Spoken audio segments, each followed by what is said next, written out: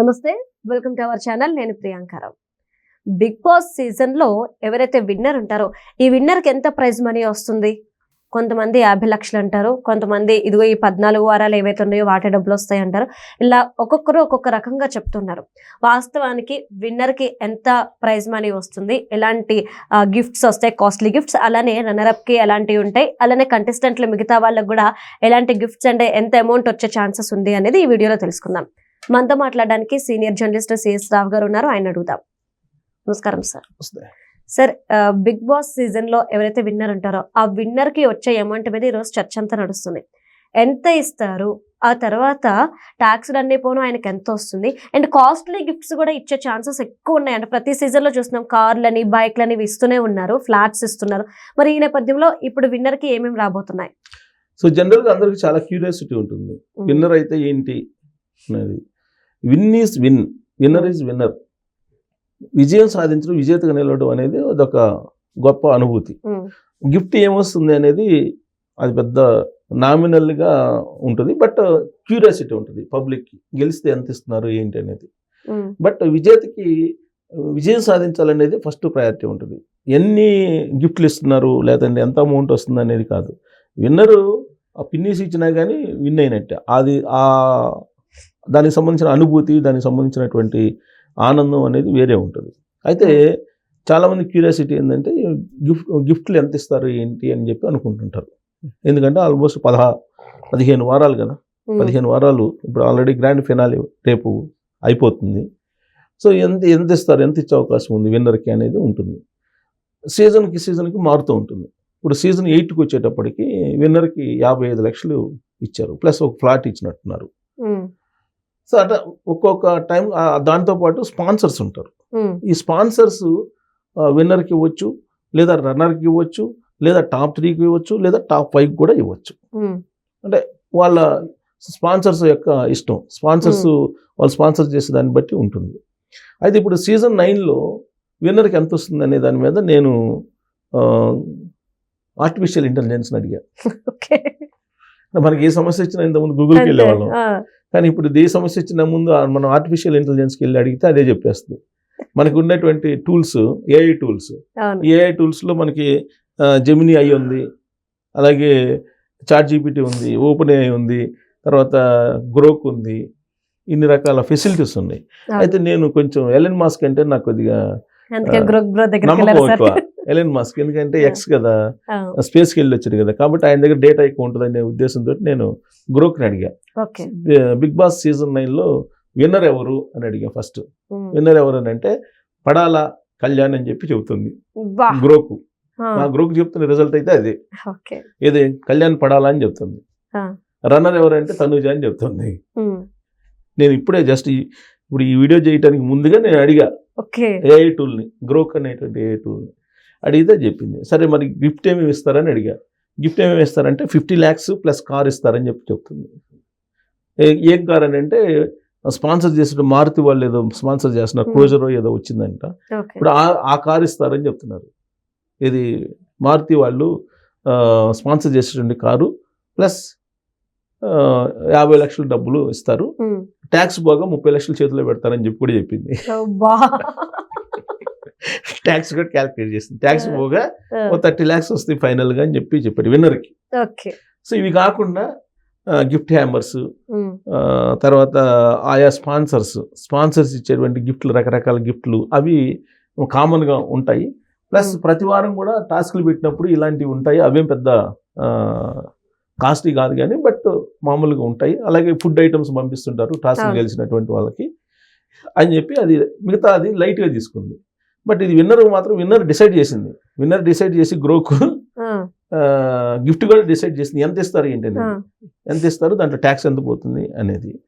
So apartment flat ఇస్తారా అని అడిగాను నేను. ఎవరైనా స్పాన్సర్ కనుకుంటే కనుక ఇచ్చే అవకాశం ఉంది అని చెప్పేసి చెప్పింది. మరి మోటార్ బైక్ ఏమైనా ఇస్తారా దీంతో పాటు, కార్తో పాటు అంటే అదేం చెప్పింది తెలుసా, బ్రో ఎక్కువ అడగ మాకు బ్రో అని చెప్పింది. మొత్తం నేను చెప్పేస్తే మీకు క్యూరియాసిటీ తగ్గిపోద్ది, ఎక్కువ అడగ మాకు బ్రో, స్పాన్సర్స్ బట్టి ఇస్తారు బాబు, అది పెద్ద ఇష్యూ కాదు అని చెప్పింది. సో అది ఆర్టిఫిషియల్ ఇంటెలిజెన్స్ని అడిగితే ఇచ్చినటువంటి రిజల్ట్. ప్లస్ మన సీజన్ 8లో చూసినా కానీ అవే గిఫ్ట్స్ ఉన్నాయి ఇంచుమించుగా. సీజన్ 9లో గ్రోకి చెప్పినటువంటి గిఫ్ట్స్ కారు అని చెప్పింది, అంతమంది ఫ్లాట్ ఇచ్చినట్టున్నారు. 55 lakhs ఇచ్చేసి ఫ్లాట్ ఇచ్చారు. అంటే డిపెండింగ్ ఆన్ స్పాన్సర్స్, ఇది స్పాన్సర్స్ ఎంత ఎక్కువ స్పాన్సర్ చేస్తే అంత ఎక్కువ వాళ్ళు ఇచ్చేటువంటి అవకాశం ఉంది. ప్లస్ బిగ్ బాస్ షోకి వచ్చేటువంటి రెవెన్యూని బట్టి కూడా వీళ్ళకి ఇచ్చేటువంటి రెమ్యునరేషన్ ఆధారపడి ఉంటుంది. బిగ్ బాస్ షోకి ఎంత రెవెన్యూ వస్తుంది అంటే, ఇది రేటింగ్ ఎక్కువ ఉందనుకోండి, యాడ్స్ ఎక్కువ వస్తాయి. యాడ్స్ ఎక్కువ వచ్చినప్పుడు ఇన్కమ్ ఎక్కువ వస్తుంది. ఇన్కమ్ ఎక్కువ వచ్చినప్పుడు రెమ్యునరేషన్ కూడా కొంచెం ఉదారంగా ఇవ్వడానికి, వాళ్ళు కూడా గిఫ్ట్ రూపంలో ఇవ్వడానికి సిద్ధపడతారు. అలా కాకుండా రేటింగ్ తగ్గింది అనుకోండి, యాడ్స్ కూడా తగ్గిపోతాయి. నాకు తెలిసి ఇది ఈ బిగ్ బాస్ షోకి నాకు పెద్దగా వాళ్ళకి రెవెన్యూ వచ్చినట్టయితే కనిపించట్లా, మరి అది వాళ్ళకే తెలియాలి. నాకైతే రెండు యాడ్స్ పర్మనెంట్గా కనపడుతున్నాయి. ఒకటేమో ఆక్స్, రెండోదేమో ఇంకోటేదో యాడ్స్, రెండు యాడ్స్ కనపడుతున్నాయి. 2 యాడ్సే కనపడుతుంది పర్మనెంట్గా. మరి ఆక్స్ అంటే కొంచెం మల్టీ బ్రాండ్ అనుకోండి, అది కొంచెం ఎక్కువ ఇస్తారేమో. మిగతాదేమో లోకల్ ఏదో యాడ్ ఒకటి.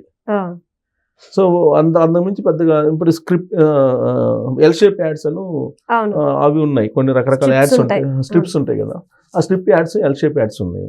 సరే మార్కెటింగ్ ఎంత జరిగినా కానీ మీకు ఈ సీజన్లో అంత పెద్ద హైప్ అయితే నాకు కనిపించట్లా.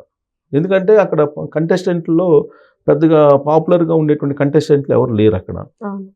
సీరియల్ యాక్టర్స్ని తీసుకొచ్చారు, 2 సీరియల్ యాక్టర్స్ కనిపిస్తున్నారు, తనుజాను తర్వాత ఈమె సంజన కనిపిస్తున్నారు. ఇమానియల్ అంటే ఇమానియల్ జబర్దస్త్ షోకి సంబంధించినటువంటి అతను. ఇక ఇతను యూట్యూబర్ ఏమో డిమాను, కామన్ మ్యాన్ కళ్యాణ్. సో కాబట్టి వీళ్ళు కాకుండా 21 మెంబర్స్ ఇంతకు ముందు పార్టిసిపేట్ చేశారు. 21 మెంబర్స్ మొత్తం పార్టిసిపేట్ చేస్తే దాంట్లో పచ్చళ్ళ రమ్య ఉంది. పచ్చళ్ళ రమ్య పెద్దగా ఎవరు ఇన్ఫ్లుయెన్సర్ ఏం కాదు ఆవిడ. తర్వాత మాధురి ఉంది, మాధురి ఇన్ఫ్లుయెన్సర్ కాదు. రీతు చౌదరి పెద్దగా ఆమె కూడా, కాకపోతే ఓకే అక్కడక్కడ ఏదో సీరియల్స్ చేసినట్టు అనిపిస్తుంది. భరణి కొంచెం ఓకే, సినిమాలు అవి తీసి కొంచెం కొంత పబ్లిక్ కి కొంత తెలిసినటువంటి ఫేస్ అది. ఇంకెవరున్నారు పెద్దగా? దివ్య ఉంది, దివ్య ఎవరికి తెలీదు అసలు. దివ్యని ఇక్కడికి వచ్చేంత వరకు తను ఎవరు అనేది ఎవరికి తెలియదు. బిగ్ బాస్ ప్లాట్ఫామ్ నుంచి పరిచయం అయింది పబ్లిక్ అంతే. ఇప్పుడు ఒకటి బిగ్ బాస్ ప్లాట్ఫామ్ మీదకి వచ్చినటువంటి వాళ్ళకి గుర్తింపు రావడం అనేది ఒకటి, వచ్చినటువంటి వాళ్ళ కారణంగా బిగ్ బాస్ ప్లాట్ఫామ్ కి హైప్ రావడం అనేది ఇంకొకటి. వచ్చినటువంటి వాళ్ళ దగ్గర బిగ్ బాస్ ప్లాట్ఫామ్ హైప్ వస్తే అప్పుడు రేటింగ్ వస్తుంది. కానీ ఇది అంత ఈసారి ఈ సీజన్ లో అంత కనిపించట్లేదు, కానీ అంత లేదు. సో కాబట్టి రెవెన్యూని కూడా తగ్గి, బహుశా నేను అనుకోవటం అంత ఎక్కువ వచ్చి ఉండకపోవచ్చు వాళ్ళకి. సరే రెవెన్యూ వచ్చినా రాకపోయినా బిగ్ బాస్ షోకి ఉన్నటువంటి క్రెడిబిలిటీ ఇవన్నీ ఉంటాయి కాబట్టి వీళ్ళకి ఇచ్చేటువంటి గిఫ్ట్స్, వీళ్ళకి ఇచ్చేటువంటి రెమ్యునరేషన్స్ వీళ్ళకి ఇస్తూ ఉంటారు. రెమ్యునరేషన్ ఎంత అనేది కూడా బయటకు వచ్చినటువంటి వాళ్ళు కూడా ఇంకా ఓపెన్ కాల, ఎందుకంటే అగ్రిమెంట్ ఉంటుంది కాబట్టి. సో ఇంకా ఎవరు ఓపెన్ కాల, ఒక్కొక్కరికి ఒక్కో రకంగా ఇచ్చుంటారు, అంత బార్గెనింగే కదా. సో కాబట్టి ఒక్కొక్కరికి ఒక రకంగా ఇచ్చి ఉండొచ్చు. ఓవరాల్గా చూస్తే ఈ ఓటింగ్ కూడా ఇప్పుడు ఎలా జరిగిందంటే, లోకలు నాన్ లోకలు, కామన్ మెన్ తర్వాత సీరియల్ నటులు. ఇప్పుడు సీరియల్ నటు తనుజ తర్వాత సంజనాకేమో సీరియల్ వాళ్ళు సపోర్ట్ చేశారు, యాంకర్కి ఏమో యాంకర్లు సపోర్ట్ చేశారు, కామన్ మెన్ ఏమో కామన్ మెన్స్ సపోర్ట్ చేశారు. అంటే ఓట్లు వేయటానికి ప్రచారం గత 2 రోజుల నుంచి ఓటింగ్ అయిపోయింది, ఓటింగ్ క్లోజ్ అయిపోయింది. రాత్రి శుక్రవారం నైట్ 12 గంటలకల్లా క్లోజ్ అయిపోయింది. ఇప్పుడు రిజల్ట్ ఇంకా ప్రకటించాలి అంతే. పోలింగ్ అయిపోయింది, రిజల్ట్ ప్రకటించాలి, ప్రకటిస్తారు. ఇవాళ రేపు ప్రకటిస్తారు, ఇవాళ షోస్ నడిపిస్తారు. సో కాబట్టి ఓటింగ్ కూడా ఇప్పుడు అక్కడ ఏంటి, కొంతమంది ఏమో ఈటీవీ బ్యాచ్, కొంతమంది ఏమో జబర్దస్త్ అదే ఈటీవీ బ్యాచ్, కొంతమంది ఏమో మా టీవీ బ్యాచ్.